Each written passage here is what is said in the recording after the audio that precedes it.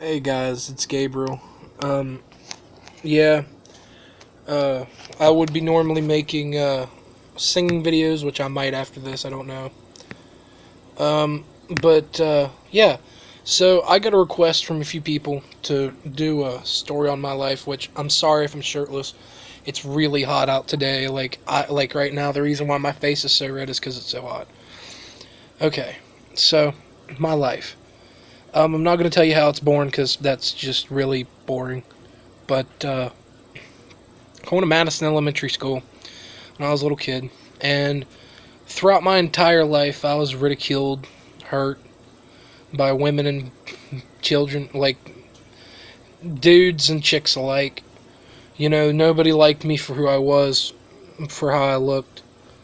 Um, I was always called names, four eyes, fat ass, things like that, mean things. And nobody knew that I had a voice or anything like that. And I grew up with a lot of problems. You know, my dad, he smoked weed and did meth and all that stuff. Weed wasn't as bad to me, but the meth and doing pills and shit like that, it was bad enough. And, you know, there, I didn't really get any love, a real love, until high school. Whenever I was in high school, um, I met a girl, and this girl was named Annie. And she was the greatest person I've ever had in my life. You know, I made her my fiance, and she was my first kiss and my first love and everything else. And then tragedy struck, okay? You know, I was a junior. I was beginning to be a junior in high school, and they already put me through to junior year while I was doing sophomore classes. And I got a call one day saying that somebody was picking me up, and I found out when I got to my house my father had died. And at the same time, that same girl told me that she wasn't romantically interested in me anymore. That devastated me. You know, so I went really crazy for a while, and I was threatened to be thrown in the nut house, and I was threatened for a lot of things. You know, there was a lot of things that I wish I could take back, that I regret saying, because really, whenever I felt that way, I needed to lash out, and I didn't mean to hurt anybody. So, whenever I was in school, I felt dead. I couldn't speak, I couldn't think. I couldn't think of doing my work. I couldn't even do my work because the thoughts in my head were constantly about suicide, hurting myself, and not doing the right things because my world had died. Well, then months and months later, after, another girlfriend or two, heavy drinking, smoking weed, trying to figure out myself, trying to find a job, trying to find, some peace in the world. 3 years after, I found another girl oh shit. Sorry guys, I had a bee attack me. That I decided to,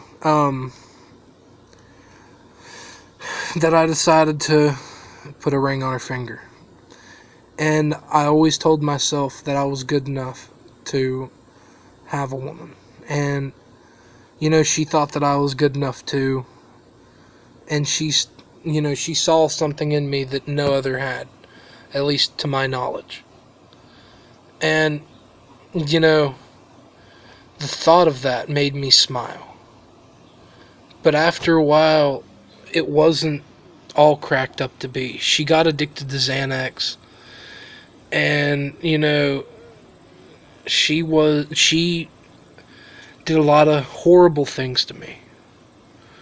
I'm not mentioning her name because she's not in my life anymore. And she probably doesn't even watch my videos or anything like that. So, she actually was the first girl to have me put a shotgun in my mouth. Literally. And that's the reason why I have my suicide prevention talk on this channel. I've attempted it and I have been there. Now, fast forward a little bit more. My grandmother had entered the hospital around April. Well,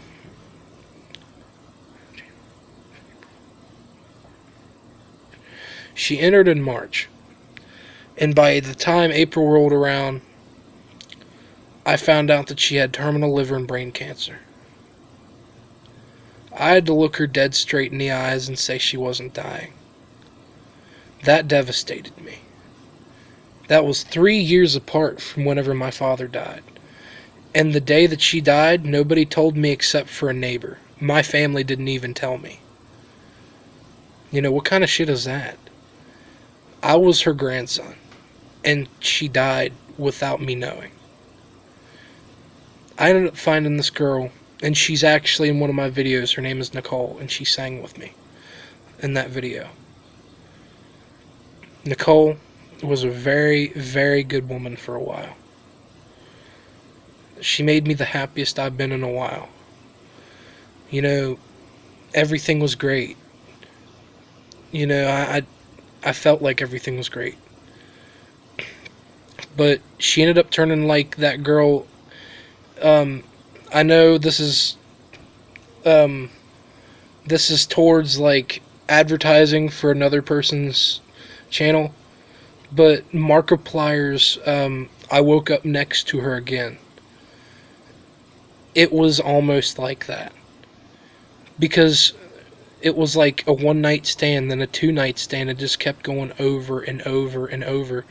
She made me forget about family. She made me forget about friends. She even made me block Annie, which is my best friend, and to me, someone that I've kept in my life for so long because I feel like we're meant for something. And, you know, part of me still loves that woman.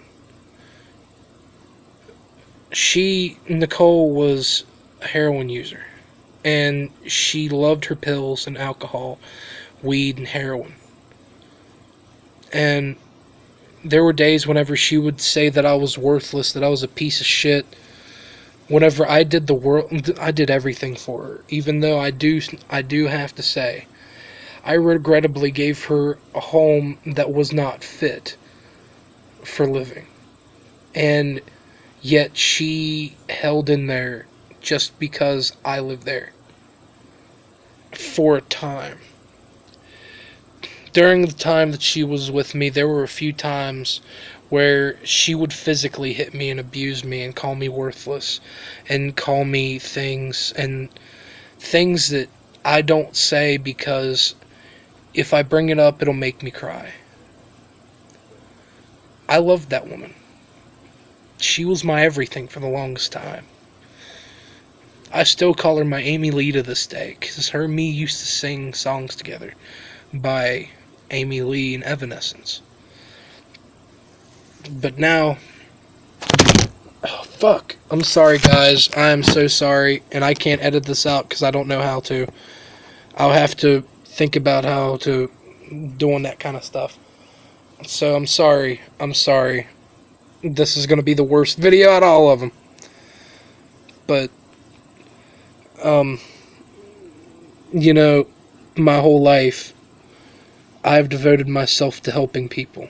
Because, in my eyes, I am nothing. In my eyes, I am what no one wants to be. I dropped out of high school at the age of 17. Got with all these girls that were all having problems, that loved their drugs more than I did, more than they did me. Nicole, she used heroin so much that she killed mine and her unborn child. And when she did, I lost my head again. The child's name, if it was going to be a boy, we always thought it was going to be a boy. His name was going to be Little Christopher, named after my dad. I loved her so much, and now she hates me because she thinks I lied to her family about everything, about my whole life. And I still love her and care about her even if she hates me. Which is sad, because she put me in a lot of pain.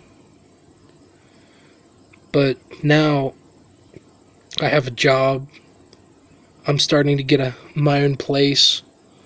I'm starting to get my life together. I regret leaving school. I regret some of the loves that I've had in my life, but it's made me a better person. I was already this nice, fluffy guy that, has his heart on his sleeve almost all the time. And, sorry, had his heart on his sleeve the whole time. And, I live to love and love to live. In my life, I've always been this way. Losing her was losing a part of my life, but I'm glad that she's gone. Because now, whenever she looks back at me, she may hate me, she may love me, I don't know. But she'll think, wow, he was actually one of the nicest people I've been with in my entire life. And it's because I was. I went in the dead cold of winter nights just to get her water. I walked a good bit to get her food, to pay bills whenever we didn't have a ride. I loved her because of her, and she had a lot of problems. Now, this is about my life, but I also want everybody that's watching to get something out of this. I am me because I chose to be me. I am this big fluffy guy that likes to sing and make inspirational videos and talk about my life because I choose to. I choose to share it so I don't have to live with that isolated pain anymore.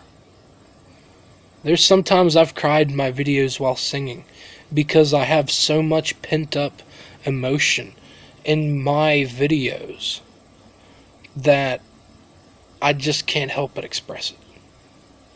I hope everybody understands, because, like I said, when I dropped out of school, I regret that. It was the worst mistake I ever made, and I truly, honestly believe that. I should have carried on my education, but now I'm working on my GED. Whenever I lost everything, I did lose everything, but I'm gaining back everything slowly. In this life, you gotta keep going for those people who love you. Even if they say they don't. And even if they don't in truth, you have to keep going. You have to keep pushing and pushing and pushing until you can't push anymore. And even if you can't push anymore, you gotta push harder. You gotta push beyond your limitations for those people. You gotta die to be reborn again. Just like Jesus Christ himself up there in the heavens. And if you're not ready to emotionally and solely die and be reborn again for that, for your life, for your own purpose, for the people around you, because they need you. They need you to save them. They need you to help them. You need to be strong for everybody. I had to. I have to for myself. And I know there's a bunch of you out there that are all by yourself like, yeah, this 20-year-old boy, he don't know nothing. I may not know what you've been through, and I can honestly say that, and I would never step into your guys' shoes at all. But when the going gets tough and the chips are down, and you're going through that dark time, you got to pull through for yourself and for your family, for your friends, for the kids that you have, for the kids that you love, for the wife that's laying beside you every night. So, my life, yeah, it's shitty. I'm still working it. But you gotta believe in yourself to get this far. Never give up. Never quit. You gotta be right there. Your heart is the only thing. Your soul is the only thing that people will look at and say, he has that no quit attitude. He has that strength to pull through for everybody, even if we think it's an impossible task. Whatever it may be. I want to thank you everybody for watching. This is one of my longest videos. I want to thank everybody for watching, and I'm sorry for dropping you guys twice. I'll see you guys next time. Bye.